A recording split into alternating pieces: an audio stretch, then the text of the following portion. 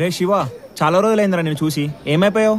Hi రే మధు, నేను చెప్పేవాడిని చూడు, 148 శివ అని. వీడేరా.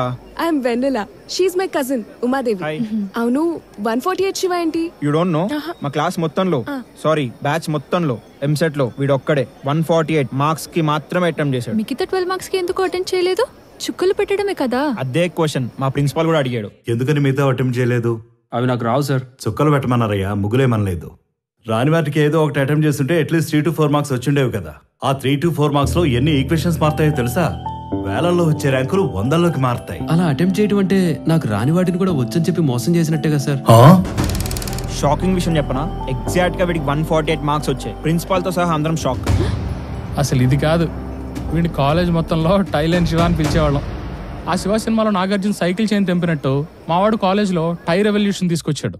సో మీకు దాని గురించి చెప్పాలంటే ఉషన్ సార్ గురించి చెప్పాలి. The so called megastar of maths, 12 PhDలు, 3 post docs, aerodynamics and design లో ఈజ్ ద టాప్ ఫ్యాకల్టీ.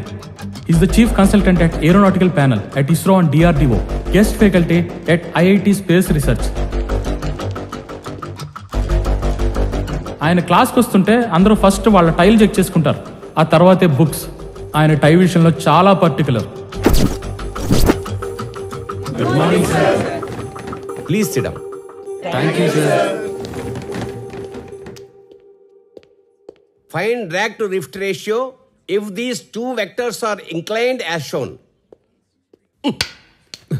టై కట్టుకోవడం కూడా రాని వాళ్ళు ఎందుకు పనికి వస్తారా మీరు? నాకు ఈ టై కట్టుకోవడం కన్నా ఆ ప్రాబ్లమ్ సాల్వ్ చేయడం ఈజీగా ఉంది sir. Shut up.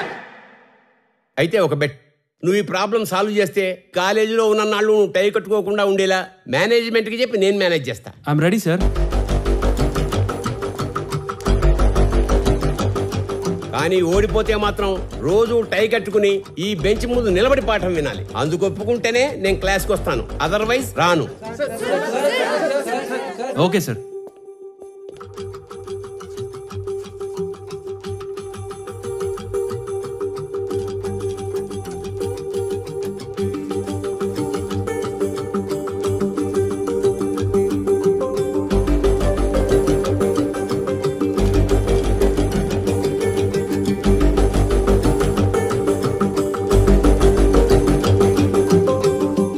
I'm done, sir.